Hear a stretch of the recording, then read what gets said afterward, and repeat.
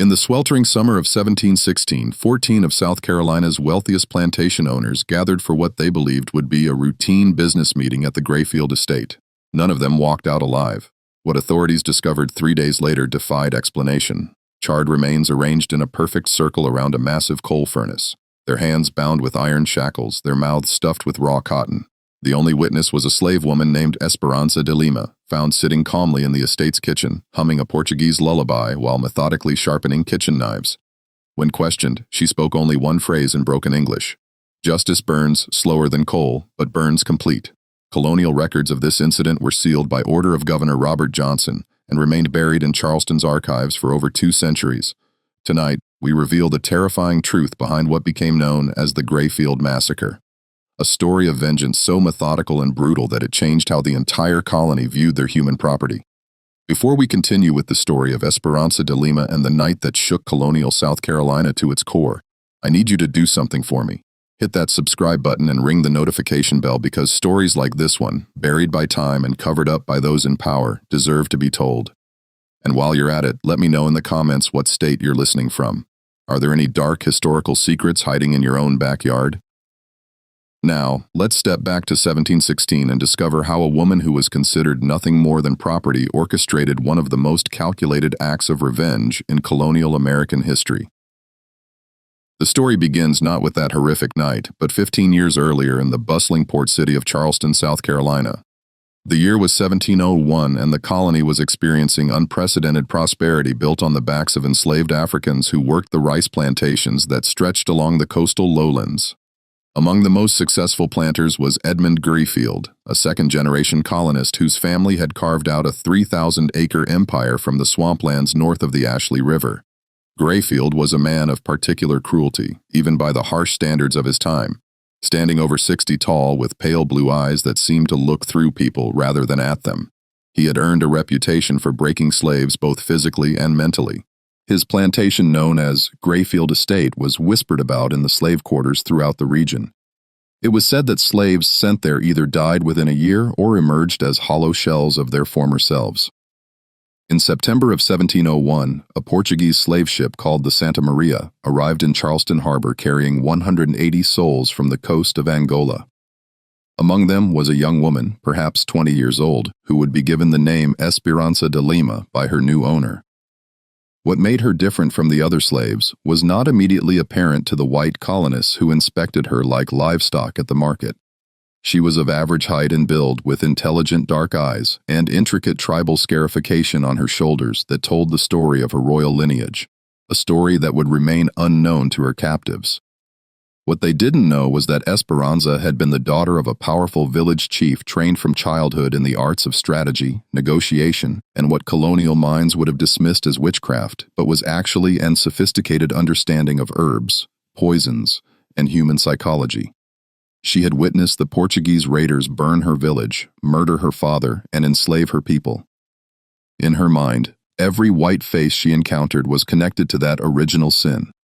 Edmund Grayfield purchased her for $42 sterling, a considerable sum that reflected her apparent health and young age. He had specific plans for his new acquisition. Grayfield's previous house slave, an older woman named Sarah, had recently died under mysterious circumstances, though everyone on the plantation knew she had been beaten to death for spilling wine on his imported English carpet. From her first day at Grayfield Estate, Esperanza began what would become a 15-year campaign of careful observation and meticulous planning. She learned English quickly, but pretended to understand far less than she actually did. She watched, she listened.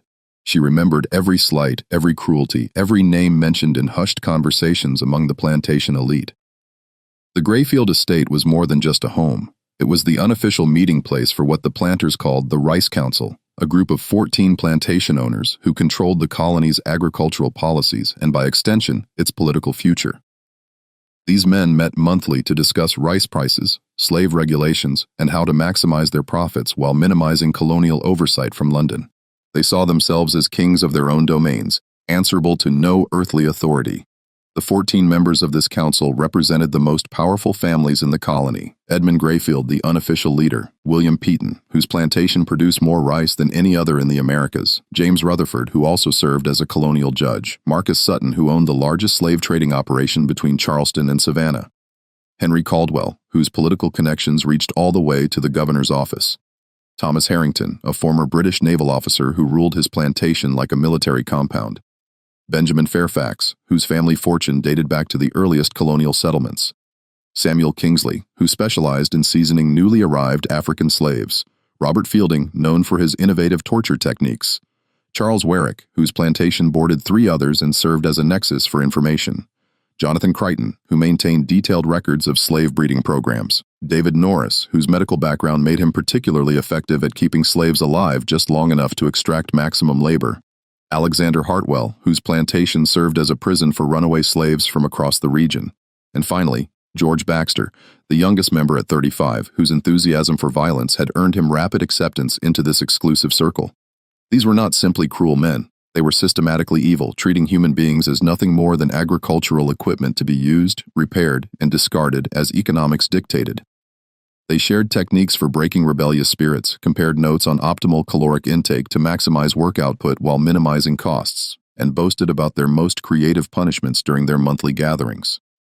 Esperanza served at these meetings for 15 years, moving silently around the dining room like a shadow, refilling glasses and clearing plates while these men discussed their human property like cattle. She heard them laugh about families they had separated, debate the merits of whipping versus branding, and plan expansions of their operations that would require the importation of hundreds more slaves. But what truly set Esperanza's plan in motion was not just the general cruelty of slavery, it was something far more specific and personal. In the spring of 1715, everything changed for Esperanza de Lima. After 14 years of silent servitude, she had done something that plantation owners considered impossible. She had maintained her humanity while living in hell. More than that, she had found love. His name was Wami, though the plantation records listed him simply as Boy Tom.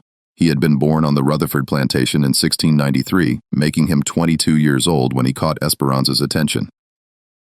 Wami possessed a rare combination of physical strength and intellectual curiosity that had somehow survived the brutal seasoning process that broke most slaves within their first year. He could read, a skill he had learned in secret from a sympathetic overseer who had since died, and he had been secretly teaching other slaves basic letters and numbers during the brief rest periods on Sundays. Wame and Esperanza began meeting in secret, initially sharing information about the movements and plans of their owners. Their relationship deepened slowly, carefully with the patience of people who understood that discovery would mean death. They communicated through a system of songs and gestures that appeared to be nothing more than typical slave behavior to white observers, but carried detailed messages about escape routes, friendly contacts, and opportunities for resistance. By late 1715, they had developed what was perhaps the most sophisticated intelligence network in colonial South Carolina. Esperanza used her position at the Rice Council meetings to gather information about patrol schedules, legal changes, and plantation vulnerabilities. While Kame used his work assignments, he was frequently loaned out to other plantations for heavy labor to establish contacts throughout the region. They were planning something unprecedented, not a simple escape attempt that would affect only themselves, but a coordinated uprising that could potentially free hundreds of slaves across multiple plantations. They had identified sympathetic whites, mapped out safe houses, and even established contact with free black communities in Spanish Florida who could provide sanctuary for escaped slaves. But their careful planning was undone by simple human emotion. On March 15, 1716, Edmund Grayfield announced at the monthly Rice Council meeting that he had decided to expand his breeding program. He had identified several prime specimens among his female slaves who would be paired with males from other plantations to produce what he called superior working stock. The program would begin immediately with selected females being moved to a separate compound where they would be monitored constantly to ensure successful pregnancies. Esperanza's name was at the top of his list. When she overheard this conversation while serving wine to the council members, her face remained impassive, but something fundamental shifted inside her. She had survived 15 years of slavery by maintaining hope. Hope for freedom, hope for revenge, hope for a future where she could live as a human being rather than property. Now Grayfield was planning to reduce her to nothing more than a breeding animal. That night she met Kame at their usual spot, a fallen cypress tree deep in the plantation's rice fields, where the sound of their voices would be masked by the chorus of insects and nightbirds. She told him about Grayfield's plan, and they both understood what it meant. Once she was moved to the breeding compound, their contact would become impossible. Their intelligence network would collapse. Their planned uprising would die before it began. And desperate, they should run that very night. He had made contact with a Spanish trader who could smuggle them to St. Augustine within a week. They could be free, start a new life, maybe even find a way to help other slaves from relative safety. But Esperanza refused. "Running saves us," she told him in their native Portuguese, a language they used only for their most private conversations. "But it changes nothing for our people. These men will continue their evil. More ships will arrive, more families will be destroyed, more children will grow up as property." She had spent 15 years watching these 14 men make decisions that affected thousands of lives with casual cruelty. She had heard them laugh about separations, discuss torture techniques like culinary recipes, and plan expansions of their operations that would bring even more suffering to people who looked like her. "I have learned their patterns," she continued. "I know their secrets. I know when they are most vulnerable. We have one chance to send a message that will be remembered forever. One chance to make them afraid the way they make us afraid." Understood what she was suggesting, and he was terrified, not of death. Slaves lived with the constant threat of death, but of the systematic torture that would precede execution if they were caught. He had seen what happened to slaves who raised their hands against whites. The punishments were designed to serve as examples to break the spirits of every other slave who witnessed them. But he also understood that Esperanza was right. Their planned escape would save 2 lives while leaving the system intact. Her alternative was unthinkably dangerous, but it offered the possibility of something greater, a blow against slavery itself that might inspire others or at least make slave owners think twice about their casual cruelty. They spent the next 2 weeks refining a plan that was part intelligence operation, part psychological warfare, and part tactical strike. Esperanza would use her access to the monthly Rice Council meeting to create an opportunity for devastating retaliation. Kame would handle logistics, acquiring materials, establishing alibis for sympathetic slaves, and creating contingency plans for various scenarios. What they developed was perhaps the most sophisticated act of slave resistance in colonial American history, and it all centered on a simple fact that Esperanza had observed over 15 years of service. The Rice Council members were so confident in their absolute power that they had become careless about their personal security. The monthly meeting scheduled for June 23, 1716, would be their last. June 23, 1716, dawned with the oppressive heat that made South Carolina summers nearly unbearable for everyone except those who had grown up with the climate of equatorial Africa. Esperanza woke before sunrise as she had every day for 15 years and began her morning routine. But today was different. Today was the culmination of 15 years of careful observation, meticulous planning, and suppressed rage. The monthly Rice Council meeting was scheduled to begin at 2 o'clock in the afternoon, giving the 14 plantation owners time to travel to Grayfield Estate and conduct any preliminary business before the formal session. These meetings typically lasted 4 to 6 hours, depending on the agenda and the amount of imported rum that Edmund Grayfield provided for his guests. Esperanza had spent weeks studying the patterns of previous meetings, noting everything from seating arrangements to bathroom breaks to the timing of various agenda items. She knew that Marcus Sutton always arrived early to conduct private business with Grayfield. She knew that Benjamin Fairfax had a weak bladder and would excuse himself approximately every 90 minutes. She knew that the discussion of rice prices always happened before dinner was served, while conversations about slave management typically occurred afterward when the rum had loosened their tongues. Most importantly, she knew about the coal furnace. Grayfield Estate had been built in 1695 with a massive kitchen designed to feed not only the main house, but also the various overseers, craftsmen, and domestic slaves who lived on the property. The centerpiece of this kitchen was an enormous coal-burning furnace that had been imported from Britain at considerable expense. Unlike the wood-burning fireplaces found in most colonial homes, this furnace could maintain extremely high temperatures for extended periods, making it ideal for large-scale cooking operations. The furnace stood nearly 8 feet tall and 4 feet square, built of imported fire brick and surrounded by iron fixtures for hanging pots, supporting spits, and regulating airflow. When fully stoked with coal, it could reach temperatures exceeding 2,000 degrees F, hot enough to melt copper and silver. Grayfield took enormous pride in this furnace, often showing it to visitors as an example of his prosperity and sophistication. What Grayfield didn't know was that Esperanza had been secretly studying the furnace's operation for months, learning how to control its temperature, how to maintain maximum heat for extended periods, and how to manipulate its airflow to create specific conditions. She had also been gradually stockpiling coal in a storage room adjacent to the kitchen, telling the overseers that Mr. Grayfield had ordered extra fuel for a planned expansion of cooking operations. 3 days before the meeting, Esperanza received devastating news that solidified her resolve beyond any possibility of doubt. Wame had been sold. James Rutherford had decided that his plantation needed additional field hands for an expansion project, and he had convinced Grayfield to sell him Boy Tom for 60 sterling. The transaction would be completed immediately after the Rice Council meeting, with Kiam being transferred to the Rutherford plantation the following morning. When Esperanza learned of this sale, she understood that her window of opportunity was closing forever. In 3 days, she would lose the man she loved, be forced into a breeding program that would destroy her spirit, and watch helplessly as the Rice Council continued its systematic brutalization of her people. The time for patience had ended. That evening, she met Kami for what they both knew would be the last time.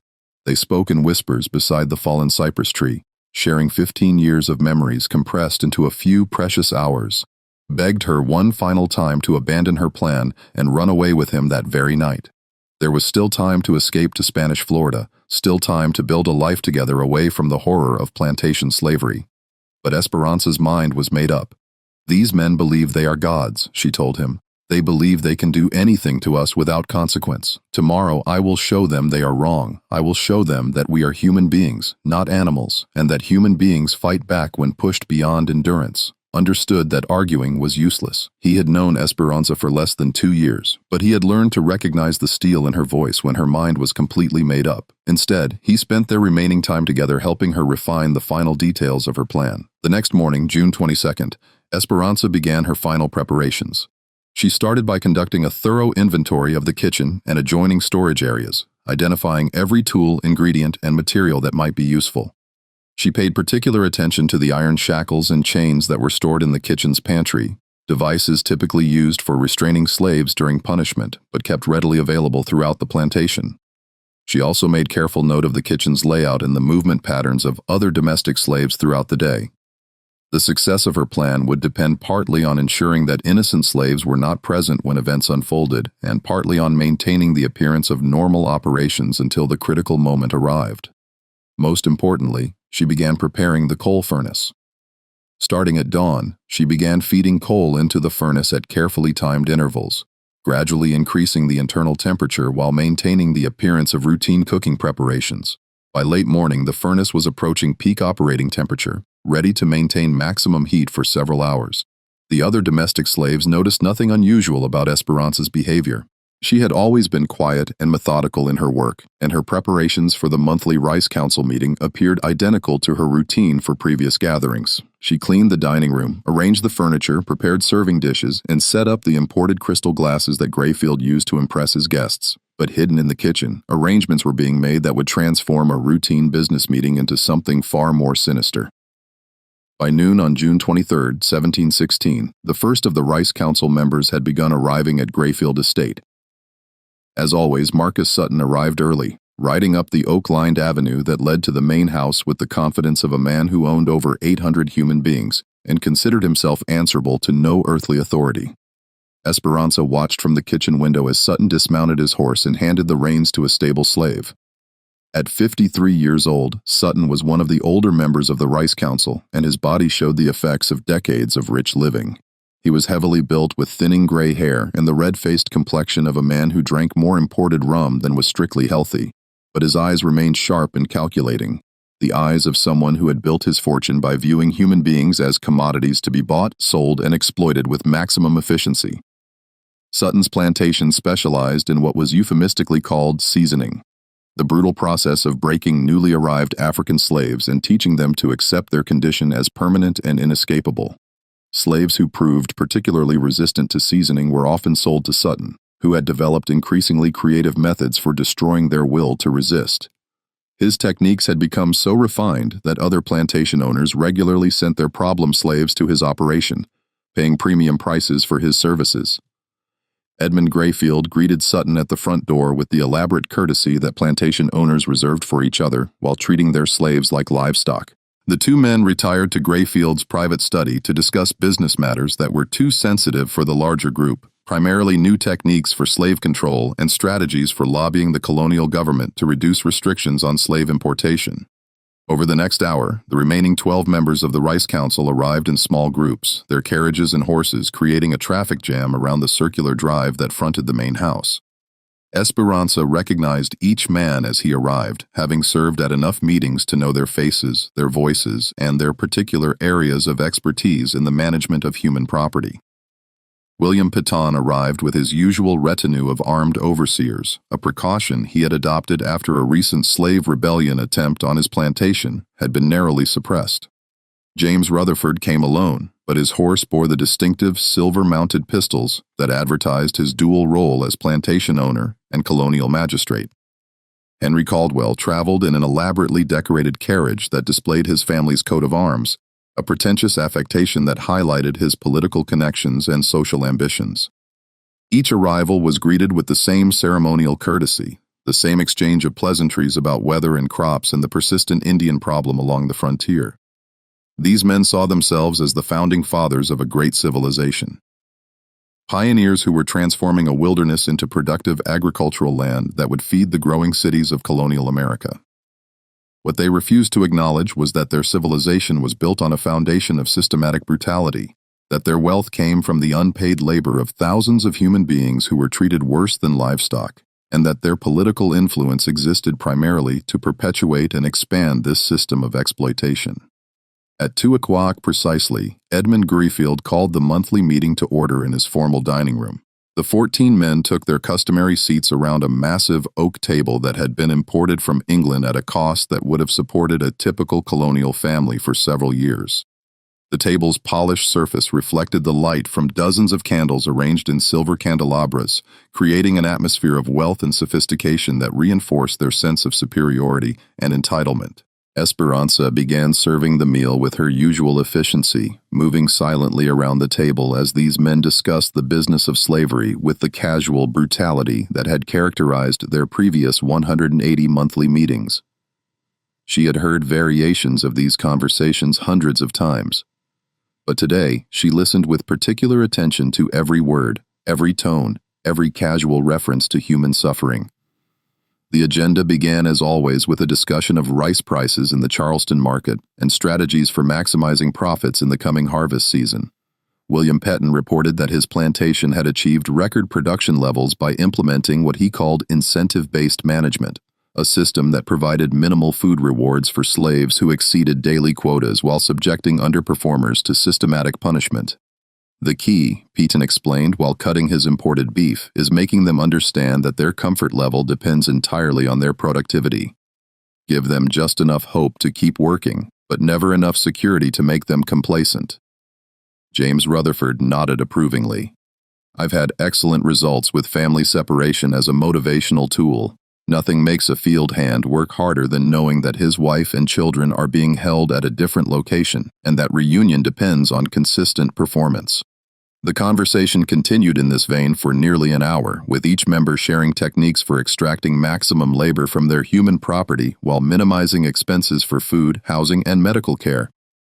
They discussed breeding programs with the same clinical detachment that cattle ranchers used when planning livestock improvements.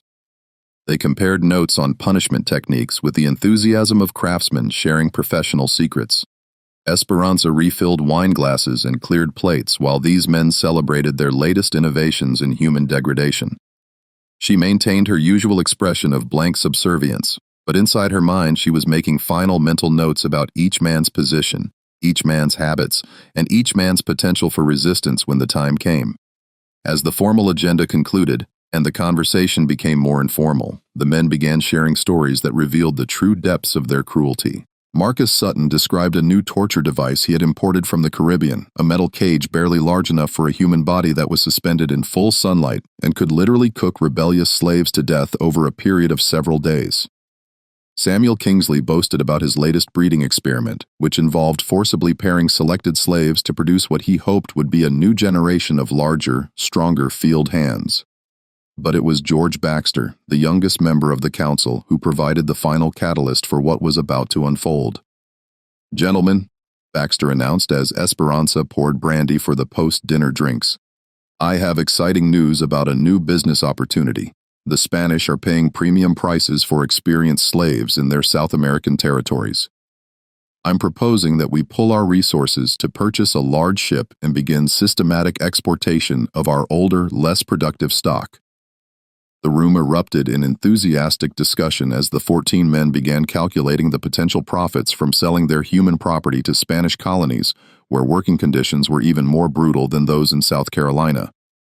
They debated logistics, discussed political connections who could facilitate the necessary permits, and estimated how many slaves they could export while maintaining adequate labor forces for their plantations. As Esperanza listened to these men plan the destruction of even more lives, she felt something inside her snap. For 15 years, she had maintained her sanity by telling herself that their cruelty had limits, that even these evil men would eventually recognize some boundaries of human decency. But there were no limits. There were no boundaries. Their capacity for causing suffering was constrained only by economic considerations and their own imagination. It was time to show them what it felt like to be powerless. At exactly 9:47 p.m., according to the imported German clock that stood in Grayfield's dining room, Esperanza de Lima made her move. The 14 members of the Rice Council had finished their formal business and settled into the comfortable after-tea conversation that typically concluded their monthly meetings. The room was warm with body heat and candlelight filled with the smell of imported tobacco and expensive brandy. Most of the men had loosened their formal attire and adopted the relaxed posture of people who believed themselves completely secure in their dominance. They were discussing Samuel Kingsley's proposal to establish a formal breeding registry that would track bloodlines across all their plantations, creating what they envisioned as a superior class of slaves, specifically bred for intelligence, strength, and docility. The conversation had become technical, almost academic, as they debated genetic principles with the same detached interest they might bring to discussions of crop rotation or soil improvement. None of them noticed when Esperanza excused herself from the dining room, ostensibly to retrieve additional brandy from the kitchen. None of them observed her careful movements as she secured every exit from the main house except the kitchen door. None of them realized that she had been gradually increasing the coal furnace's temperature throughout the evening, bringing it to a heat level that would have been dangerous even for cooking purposes. Her plan was elegant in its simplicity and terrifying in its implications. Over the previous several days, she had used her access to the estate's storage areas to position iron shackles and chains at strategic locations throughout the house. These restraint devices, normally used for punishing rebellious slaves, were now distributed in such a way that she could quickly secure anyone she encountered. She had also prepared a special mixture based on knowledge passed down from her grandmother, a combination of local herbs that could render someone unconscious within minutes if absorbed through food or drink. This mixture had been carefully added to the brandy decanter that she had been serving throughout the evening. As the Rice Council members continued their discussion of human breeding programs, the first effects of Esperanza's preparation began to manifest. George Baxter, who had consumed more brandy than the others, began to feel dizzy and disoriented. He attributed this to the heat and alcohol, but within minutes he was slumping in his chair, struggling to maintain consciousness. One by one, the other council members began experiencing similar symptoms. William Peaton complained of sudden nausea. James Rutherford found himself unable to focus his eyes. Marcus Sutton's hands began trembling uncontrollably. Edmund Grayfield was the first to realize that something was seriously wrong. "Gentlemen," he said, his voice already slurring slightly, "I believe we may have been. Someone has." But before he could complete the thought, his legs gave way, and he collapsed onto the imported Persian carpet that had cost him more than most colonists earned in a year. Within 20 minutes, all 14 members of the Rice Council were unconscious. Esperanza worked with methodical efficiency, using rope and iron shackles to secure each man's hands and feet. The restraints she applied were the same devices that had been used to bind thousands of slaves over the years. Devices designed to cause pain and prevent escape while keeping the victim alive and functional. She took particular care to ensure that each binding was tight enough to cause considerable discomfort, but not so restrictive as to cut off circulation entirely. She had no intention of allowing these men to escape through the mercy of quick death. As she worked, she spoke to each unconscious man in Portuguese, Spanish, and broken English, sometimes explaining what she was doing, sometimes recounting specific instances of cruelty she had witnessed, sometimes simply expressing the rage that had been building inside her for 15 years. "You sell my quam like he is cow," she whispered to James Rutherford as she secured iron shackles around his ankles. "You buy and sell people like they are nothing. Tonight you learn what it feels like to be nothing." To Marcus Sutton, she said, "You break spirits. You teach people to stop being human. Tonight I teach you what broken spirit feels like." To Edmund Grayfield, her voice carried 15 years of suppressed hatred. "You own me. You think you can do whatever you want to me. You think I am animal. Tonight you see what animals do when they have no choice left." Once all 14 men were securely restrained, Esperanza began the most labor-intensive part of her plan. One by one, she dragged each unconscious body from the dining room through the house to the kitchen. This process took nearly 3 hours as each man weighed considerably more than she did, and she had to move carefully to avoid making noise that might alert other slaves or overseers who might still be awake. By 2 a.m., all 14 members of the Rice Council were arranged in a circle around the massive coal furnace, their feet pointing toward the center, their hands secured behind their backs with iron shackles, their mouths stuffed with raw cotton to prevent them from calling for help when they regained consciousness. The furnace itself had been stoked to maximum temperature and was radiating heat that made the kitchen nearly unbearable even for someone who wasn't restrained. Esperanza had calculated that the combination of extreme heat, dehydration, and restricted movement would create a form of prolonged torture that would give these men time to contemplate their fate while slowly dying in agony. But she had also made provisions for a more immediate form of justice. As the first gray light of dawn began filtering through the kitchen windows, the Rice Council members began regaining consciousness. The herb mixture she had used was designed to cause unconsciousness for several hours, but leave no permanent impairment, ensuring that her victims would be fully aware of their situation when the torture began. Edmund Grayfield was the first to wake up, and his confusion quickly turned to terror as he realized his predicament. He was lying on the stone floor of his own kitchen, bound hand and foot with iron shackles, unable to speak because of the cotton stuffed in his mouth, and surrounded by the other members of his council in similar condition. The massive coal furnace in the center of their circle was radiating heat like a miniature version of hell itself. As the other men regained consciousness, the kitchen filled with the sound of muffled screams and desperate struggles against unbreakable restraints. They were experiencing for the first time in their lives the absolute helplessness that they had inflicted on thousands of other human beings. Esperanza sat calmly in a corner of the kitchen, methodically sharpening the carving knives she used for food preparation. She had positioned herself so that each man could see her clearly, and she maintained eye contact with each of them as they fully grasped the hopelessness of their situation. "Good morning, gentlemen," she said in clear English, far better English than she had ever spoken in their presence before. "I hope you rested well. We have much to discuss, and I want to make sure you are all paying attention."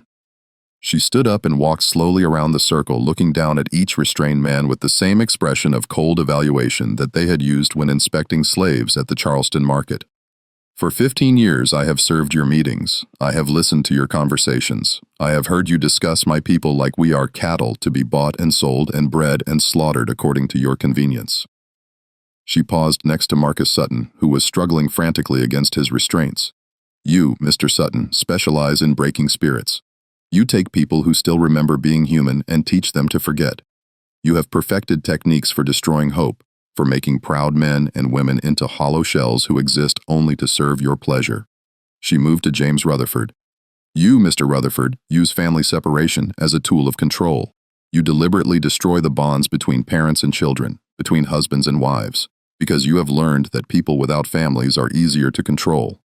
She continued around the circle, addressing each man by name, and recounting specific acts of cruelty that she had witnessed or heard described during their monthly meetings. With each recitation, the men's struggles became more desperate and their muffled cries more frantic. Finally, she returned to Edmund Grayfield. "And you, Mr. Grayfield, are the worst of all because you could have chosen differently. You have education, you have wealth, you have power. You could have treated us as human beings. Instead, you chose to be a monster because being a monster was more profitable." She walked back to the center of the circle, standing directly in front of the coal furnace. "Today you are going to experience what it feels like to be powerless. You are going to learn what it means to be at the mercy of someone who views you as less than human. And you are going to die slowly, painfully, with plenty of time to think about all the suffering you have caused." With that announcement, Esperanza began the final phase of her plan. What happened over the next 6 hours would become the stuff of legend and nightmare throughout colonial South Carolina. though the full details would remain buried in sealed government archives for more than 2 centuries. Esperanza de Lima transformed the Grayfield estate kitchen into a theater of retribution where 14 of the colony's most powerful men experienced for the first and last time what it meant to be completely helpless in the hands of someone who viewed them as less than human. She began with psychological torture, moving slowly around the circle and forcing each man to listen as she recounted in excruciating detail specific instances of cruelty that she had witnessed during her 15 years of servitude. She described children torn from their mother's arms, husbands separated from wives, proud men reduced to broken shells through systematic brutalization. She spoke in the calm, measured tone that these men typically used when discussing the management of their human property. "Mr. Peaton," she said, kneeling beside the terrified plantation owner, "do you remember the woman named Asher? She was pregnant when you bought her in 1714. You worked her in the rice fields until the day she went into labor, then sold her baby to a trader from Georgia before she even recovered from childbirth. She cried for 3 days straight. You told your overseer to whip her for excessive noise that was disturbing your sleep." Peon's eyes widened with terror as he recognized the incident. Like most plantation owners, he had committed so many acts of casual cruelty that individual cases blended together in his memory. But Esperanza had remembered every detail, every name, every act of systematic dehumanization that she had witnessed. She moved to Charles Warwick. "You enjoy watching punishments, Mr. Warwick. You attend whippings like other men attend horse races. Last spring, you paid Mr. Grayfield $5 to let you personally administer 50 lashes to a man who had tried to run away. You took your time, spacing the stroke so he would remain conscious for the entire punishment. You smiled the whole time. The heat from the coal furnace was becoming unbearable. Sweat poured down the faces of the restrained men, mixing with tears of terror and creating dark stains on their expensive imported clothing. Several of them had already begun showing signs of heat exhaustion, rapid breathing, flushed skin, and the glazed look that preceded collapse. But Esperanza was not finished with the psychological portion of her retribution. She retrieved a leather-bound ledger from Edmund Grayfield's study, the same book where he recorded the purchase, sale, and breeding of his human property. Opening it to a random page, she began reading entries aloud in the flat, emotionless tone that plantation owners used when discussing business transactions. April 12, 1715.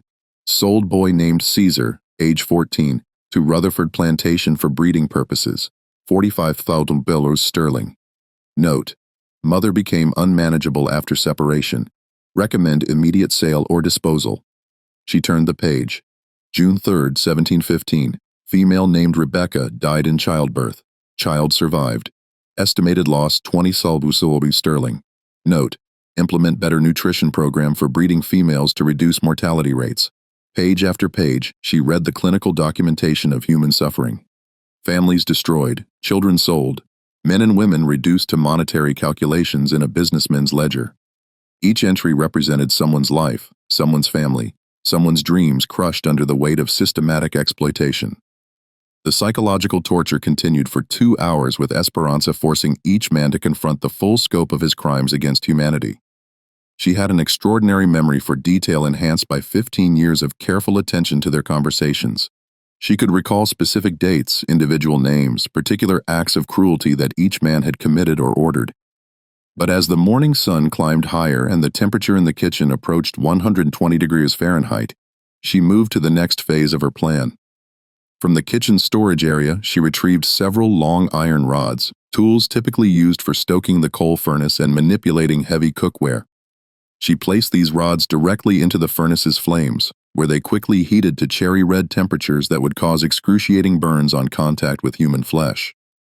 "Gentlemen," she announced, "you have spent years perfecting techniques for causing pain without causing immediate death. You have learned how to torture people for maximum effect while keeping them alive and functional. Today I will demonstrate that your students have been paying attention." She withdrew the first iron rod from the furnace. The metal glowed like a piece of captured sunlight, radiating heat that could be felt from several feet away. Moving to Edmund Grayfield, she held the rod close enough to his face that he could feel the intense heat without making contact. "This is for every slave you have branded like cattle," she said calmly. "This is for every human being you have marked as your property." What happened next was too brutal to describe in detail, but the screams that echoed through the Grayfield estate kitchen could be heard by slaves working in fields nearly a quarter mile away. The sound was unlike anything they had ever heard before. The desperate, agonized cries of men who had never experienced genuine helplessness and were discovering what their victims had endured for decades. Esperanza worked methodically, applying the heated iron to each man in turn, targeting non-fatal areas that would cause maximum pain while ensuring that her victims remained conscious and aware. She had learned from observing their own torture techniques, understanding exactly how much damage the human body could sustain while still maintaining the capacity for suffering. Between applications of the heated iron, she continued her psychological assault, describing in detail how each man's plantation would be inherited by relatives who might or might not continue their cruel practices. She talked about their children, wondering aloud whether the next generation would prove as evil as their fathers, or might develop some capacity for human compassion. "Your son, William," she said to Marcus Sutton as he writhed in agony. "He is only 16 years old. Maybe there is still time for him to become a better man than his father. Maybe when he learns what happened to you, he will decide that treating people as property is too dangerous." The psychological impact was as devastating as the physical torture. These men had built their entire identity around the belief that they were superior beings, natural masters who had the right to control and exploit other human beings.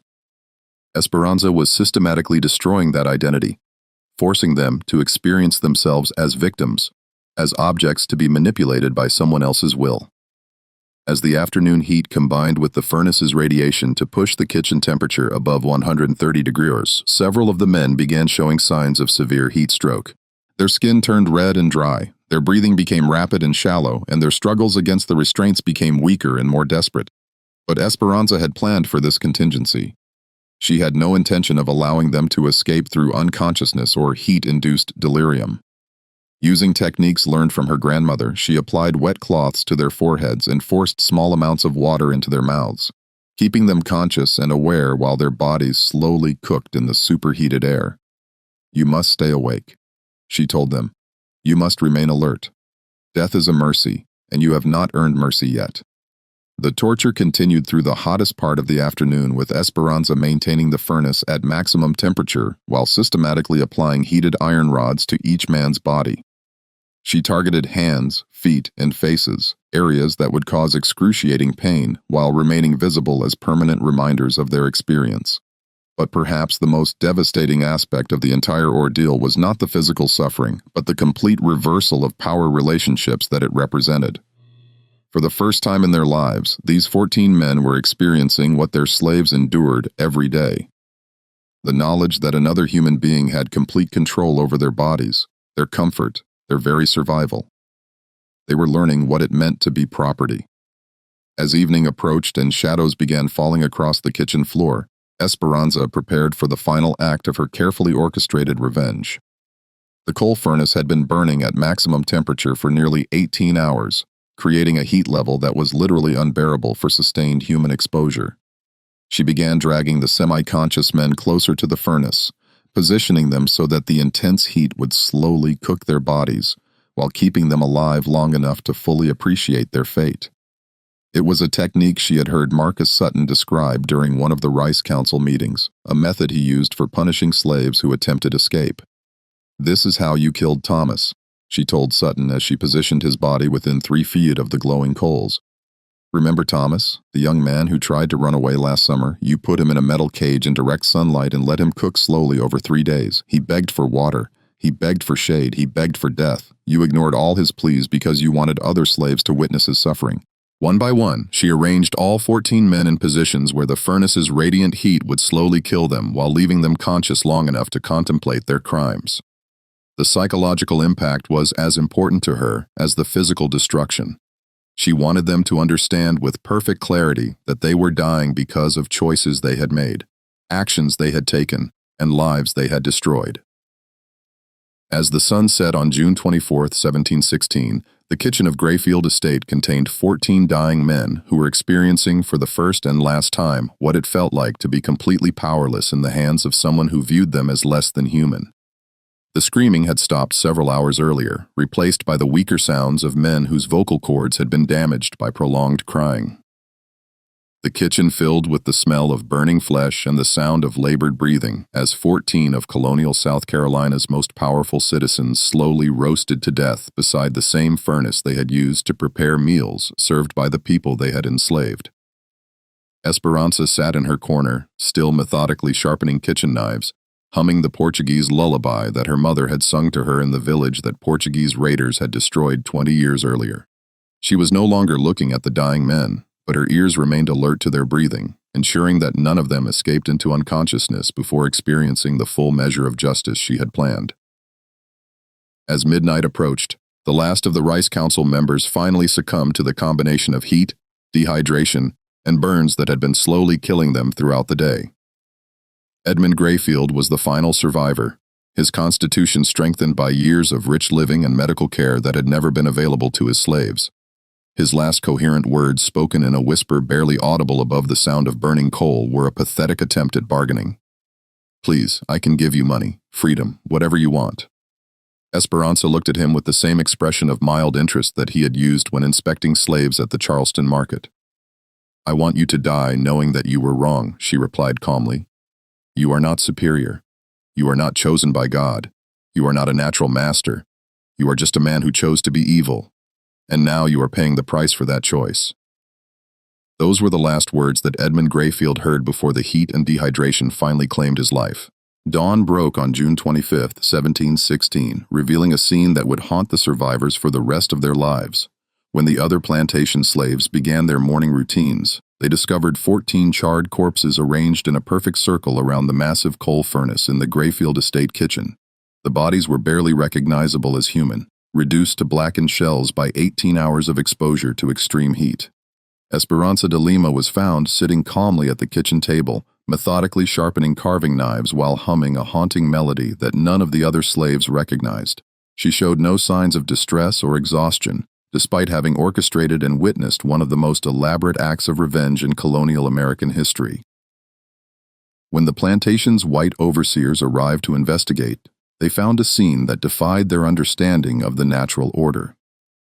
14 of the colony's most powerful men had been killed by a single slave woman who had somehow overpowered them all and subjected them to a form of torture that exceeded anything in their experience. The implications were terrifying. If one slave could accomplish this level of devastation against multiple plantation owners, what might happen if slaves began organizing more sophisticated forms of resistance? The psychological impact on the white colonial population was immediate and profound. For the first time, they began to fear the people they had enslaved. Word of the massacre spread throughout the colony within days, carried by riders who had been dispatched to inform the victims' families and business associates. But the colonial authorities faced a serious dilemma in deciding how to respond to the incident. On one hand, they needed to demonstrate that slave rebellion would be met with swift and brutal retaliation.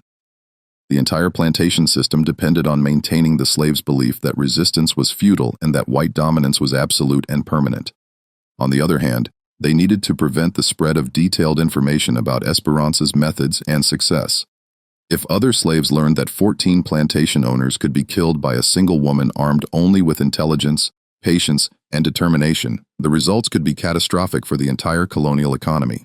Governor Robert Johnson convened an emergency session of the Colonial Council to discuss the crisis. After 3 days of heated debate, they reached a decision that prioritized political stability over public justice.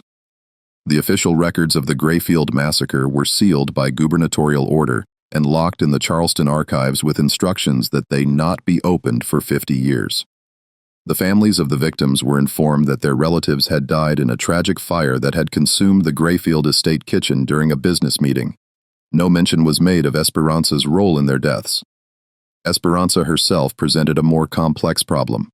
Executing her publicly would require explaining her crimes, which would spread exactly the kind of information that the colonial government wanted to suppress. But allowing her to live would send the message that slave rebellion could succeed without consequences.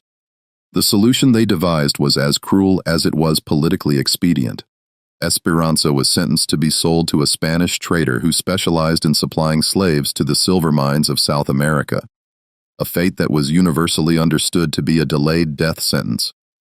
The working conditions in the Spanish mines were so brutal that slaves typically survived less than 2 years before succumbing to exhaustion, disease, or accidents. But even this sentence carried risks. If Esperanza managed to survive long enough to share her story with other slaves, she could become a symbol of successful resistance that might inspire additional rebellions. The colonial authorities solved this problem by ensuring that Esperanza would never reach the Spanish mines alive. On July 15, 1716, exactly 3 weeks after the Grayfield Massacre, Esperanza de Lima was loaded onto a Spanish trading vessel called the Santa Isabella that was bound for Cartagena. The ship's captain had been secretly instructed to ensure that she did not survive the voyage, but to make her death appear accidental. The Santa Isabella departed Charleston Harbor on the evening tide, carrying 43 other slaves along with Esperanza. According to the ship's official log, she died of fever on the 3rd day of the voyage and was buried at sea, according to standard maritime practice. But there were rumors. Some of the surviving slaves from the Grayfield estate claimed that Esperanza had spoken of contingency plans of allies in the Spanish territories who would help her escape if she could survive the ocean voyage. Others whispered that she had been seen speaking with free black sailors in Charleston Harbor, possibly arranging for assistance during the trip. Most significantly, several slaves reported that Esperanza had spent her final weeks at the estate, teaching other domestic workers about herbs, about anatomy, about the weaknesses of their masters, and the vulnerabilities of the plantation system.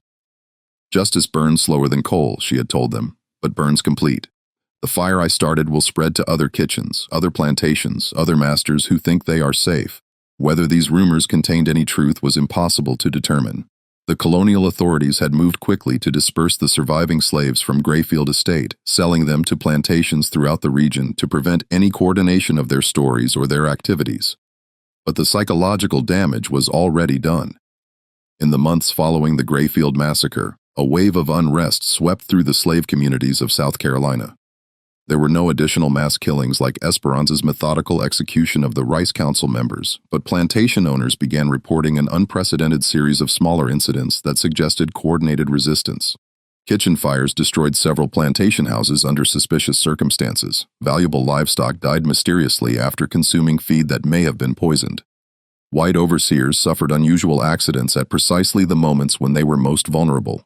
Tools and weapons disappeared from storage areas only to be found days later in locations that suggested slave involvement. Most disturbing to the colonial authorities, slaves began demonstrating knowledge of their owners' personal habits, business arrangements, and family relationships that went far beyond what their duties should have provided. It was as if an intelligence network had developed throughout the plantation system, with information flowing freely between properties that had previously been isolated from each other. The psychological impact on the white colonial population was profound and lasting.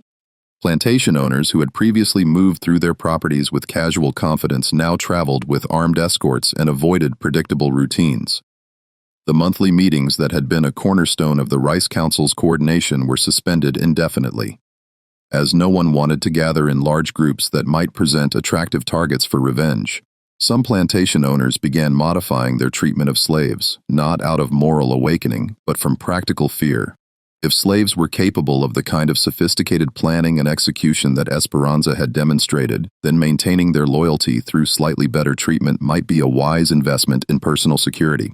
But other owners moved in the opposite direction, implementing even harsher controls and punishments in an attempt to terrorize their slaves into submission. These plantations experienced higher rates of escape attempts, work slowdowns, and mysterious accidents that suggested their strategies were backfiring. The colonial government responded by implementing new laws that restricted slave movement, prohibited gatherings of more than 3 slaves without white supervision, and mandated harsh penalties for any slave caught with weapons or tools that could be used as weapons. But these laws were difficult to enforce across the scattered plantation system, and they may have actually encouraged more sophisticated forms of resistance by driving slave organization underground. Perhaps most significantly, the story of Esperanza de Lima began circulating through the network of free black communities, underground railroad stations, and sympathetic white abolitionists who were beginning to organize opposition to slavery. Her name became a symbol of resistance that inspired other acts of rebellion throughout the American colonies. Historians would later debate whether the Grayfield Massacre represented an isolated incident of individual revenge or the beginning of a more systematic form of slave resistance that contributed to the eventual collapse of the plantation system. The sealed colonial records made definitive analysis impossible, but the circumstantial evidence suggested that Esperanza's actions had inspired copycat incidents throughout the South. In 1739, 23 years after the Grayfield Massacre, the Stono Rebellion erupted in South Carolina, the largest slave uprising in colonial American history. While the specific connections to Esperanza's actions could not be proven, some of the rebellion's leaders were slaves who had worked on plantations that were connected to the original Rice Council network. The rebellion was eventually suppressed, but it demonstrated that the psychological impact of the Grayfield Massacre had not faded with time. Slaves throughout the region had learned that their masters were not invulnerable, that careful planning could overcome superior numbers and weapons, and that acts of resistance could succeed even against seemingly impossible odds. As the years passed, and the American Revolution transformed the political landscape of the colonies, the story of Esperanza de Lima became part of the oral tradition that sustained slave communities through their darkest hours. Parents told their children about the woman who had made 14 masters pay for their crimes. Young slaves learned that resistance was possible, that intelligence and patience could be more powerful than physical strength, and that justice might be delayed, but would eventually arrive. The sealed records in Charleston's archives remained unopened for exactly 50 years, as Governor Johnson had ordered.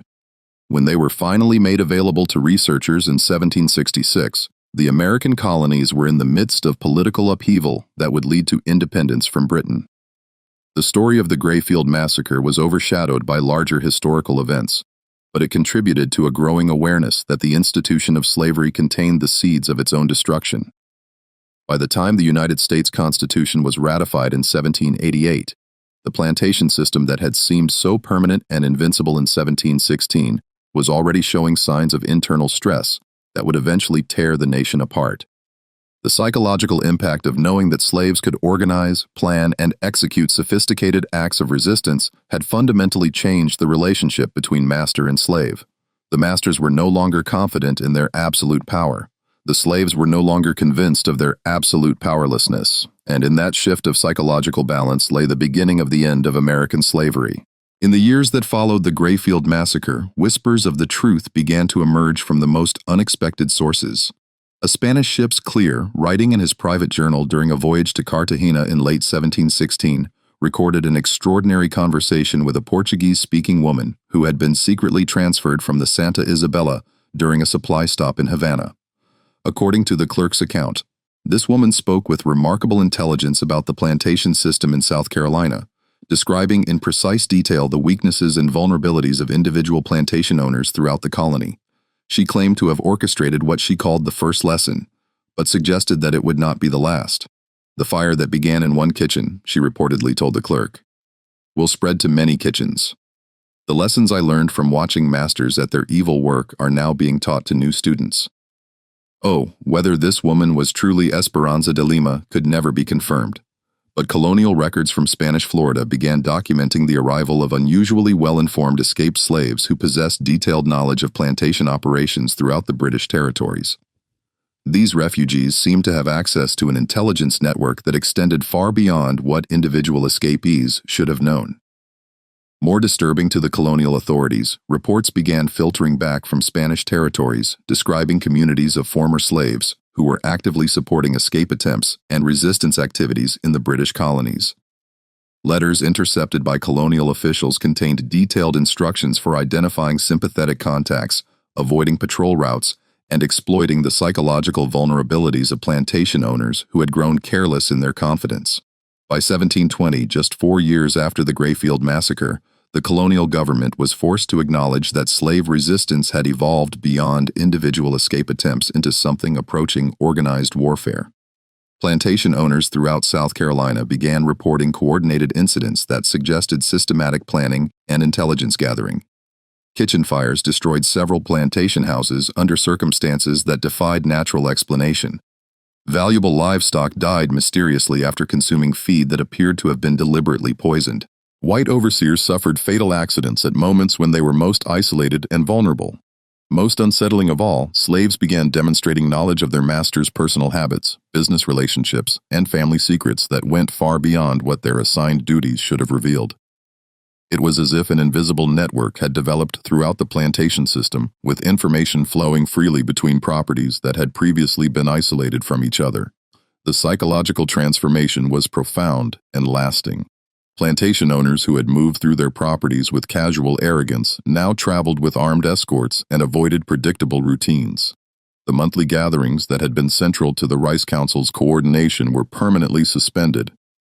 As no one wanted to present an attractive target for coordinated revenge, some masters began modifying their treatment of slaves, not from moral awakening, but from practical terror. If their human property was capable of the sophisticated planning and execution that had destroyed the Rice Council, then maintaining loyalty through slightly better conditions might be a wise investment in personal survival. But other plantation owners responded with increased brutality, implementing harsher punishments and more restrictive controls in desperate attempts to terrorize their slaves into absolute submission.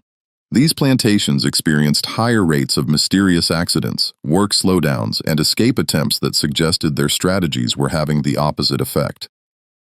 The colonial government imposed new laws restricting slave movement, prohibiting gatherings, and mandating severe penalties for any slave found with potential weapons. But these regulations were difficult to enforce across the scattered plantation system, and they may have actually encouraged more sophisticated forms of underground organization. As the decades passed, the story of Esperanza de Lima became woven into the fabric of slave resistance throughout the American colonies. Parents whispered to their children about the woman who had made 14 masters pay for their cruelty. Young slaves learned that their masters were not invulnerable, that careful planning could overcome superior numbers and weapons, and that justice might be delayed, but would eventually arrive. The sealed records in Charleston's archives remained locked away as Governor Johnson had ordered, but the truth had already escaped through other channels. Every slave community knew the essential facts. One woman, armed only with intelligence and determination, had killed 14 of the most powerful men in the colony and had lived to escape their justice. Whether Esperanza truly survived to continue her work in Spanish Florida, or whether the reports of her later activities were legends created to inspire hope in desperate people, became less important than the psychological impact of her story. The masters were no longer confident in their absolute power.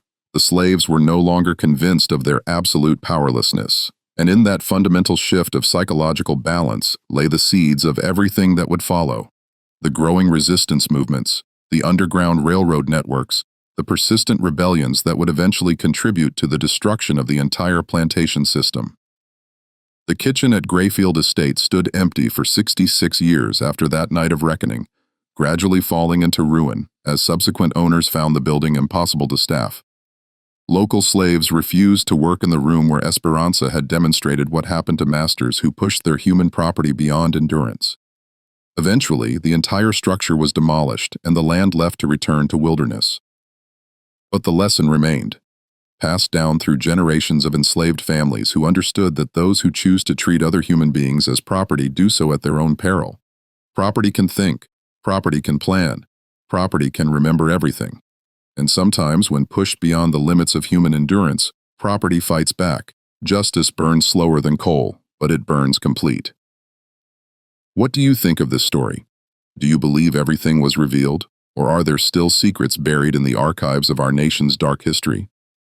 Leave your comment below and share your thoughts about this remarkable tale of resistance and revenge. If you enjoyed this journey into America's hidden past and want more stories that reveal the truth behind official histories, subscribe to our channel, hit the notification bell, and share this video with someone who appreciates the power of untold stories. History is written by the victors, but sometimes the voices of the victims find a way to be heard across the centuries. See you in the next video, where we'll continue exploring the dark secrets that shaped our nation. It's that shaped our nation. It's that shaped our nation. It's that shaped our nation. It's that shaped our nation. It's that shaped our nation. It's that shaped our nation.